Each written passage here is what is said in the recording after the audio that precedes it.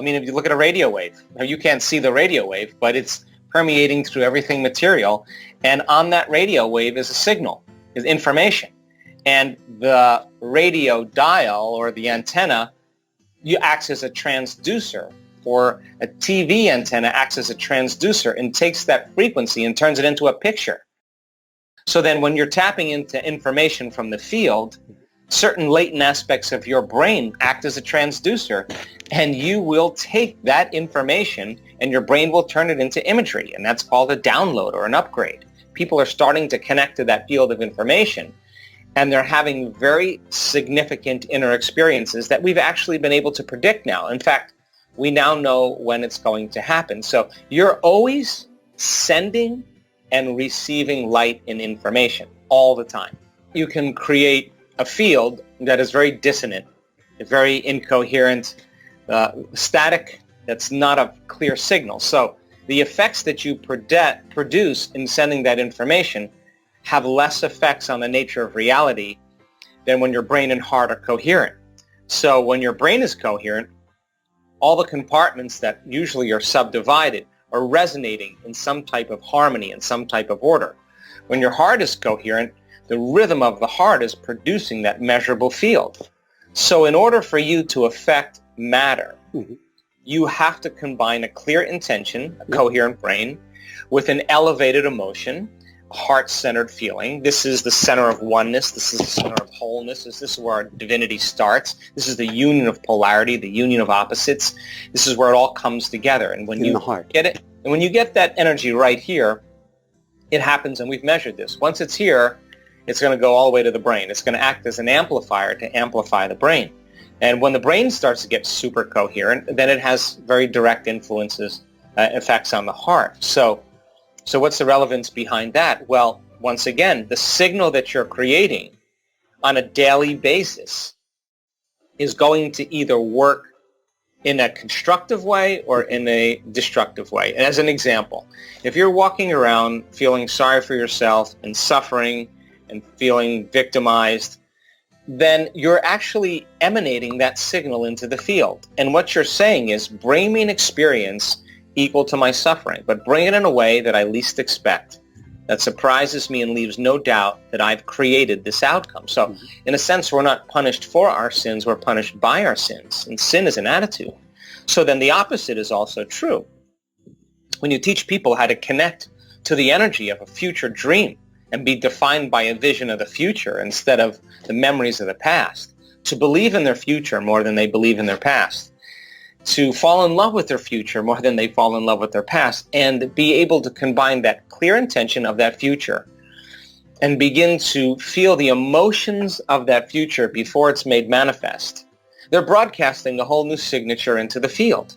Now, the beauty behind that is that the longer you're conscious of that energy, the more you're drawing that future to you, which also means then the moment you get in your car and start getting angry and getting frustrated because you're in traffic, now you just disconnected from the energy of your future, and now you're back to the energy of your past. And those survival emotions exert less effects on the nature of reality. So now you feel like matter trying to change matter. You're separate, and so you force it, you control it, you try harder, you wish, you pray, you hope. I mean, hope is a beggar. We do everything, compete to try to manipulate and make it happen because we have limited resources then. So then when a person's able to sustain or maintain that modified state of mind and being, then the fun starts to happen because you start seeing those synchronicities. You start seeing those coincidences, those opportunities, those unknowns, those things start falling out of nowhere because you are connected to that field of information. And not only are you connected to it, but you're also beginning to influence it. So then more and more people are creating now, and less people are experiencing the state of being called being a victim. So then if you're a victim, then you would say, I was angry because of traffic. Well, then I would say to you, well, you mean your outer world was controlling how you think and feel. Some circumstance, some person, something in your outer world is actually controlling your feelings and thoughts. That means you're a victim to those circumstances. But when you change the way you think and feel, and it starts to produce effects in your outer world, now you start to realize you're the creator of your life. And the moment you start seeing feedback in your life, you're going to pay attention to what you did and you're going to do it again. And now you're going to believe now you're more of the creator of your life and less of the victim of your life. Well, this is the beauty behind, as you said earlier, living in this day and age. I mean, more and more people are waking up. I mean, more and more people are really beginning to realize that nobody is so special to be excluded from this phenomenon. And we all have the same biology. We come with all the neurological and biological machinery to do this. And we all have done it. We've all said, what would it be like to have my own show? What would it be like to be wealthy, to be healthy, to be free, to be in a new relationship, to have a family, to have a mystical experience? And the moment we ask that question, we turn on the creative center in our brain, the frontal lobe. That's the boss. That's the CEO. That's the symphony leader. And it has connections to the entire brain. And one thing it wants to do is answer the question. So what does it do? It looks out into the landscape of the brain and see what's stored in there. Things we've learned intellectually and things we've experienced that's related to the question. And it begins to activate those circuits. The frontal lobe calls them up.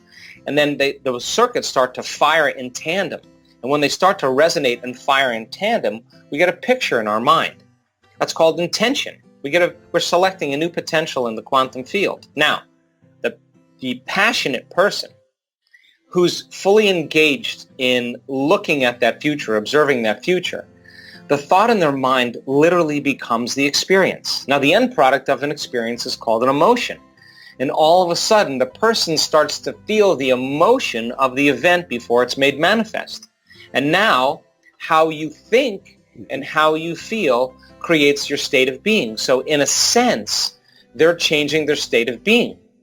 Now, the stronger the emotion that they feel, the more altered they are inside of them, the more they'll pay attention to the picture in their mind. And now they're creating a long-term memory. In other words, they're remembering their future. Now, you can't just do that once and then get up and expect your bank account to be filled. That's not how it works. Or you to be selected to go to the moon. That's not how it works. You have to be able to maintain that modified state of mind and body, independent of any condition in your external environment. Independent of the emotions or habits or hardwired attitudes that are subconscious programs that are stored in the body, and independent of time. And if you can, you will start to see those unusual events beginning to occur in your life. So then you become the scientist in your life. And so it takes training to teach people how to get beyond their past. And we know this because we've done enough workshops to know that the hardest part of a workshop that we do is the first day or two, because people are coming, they're emotional, they're got problems, they're got a lot of questions, they're overly analytical, they're stuck, and we just keep coaxing them past their identity, and sooner or later they start letting go, and when they do, now they're ready to create.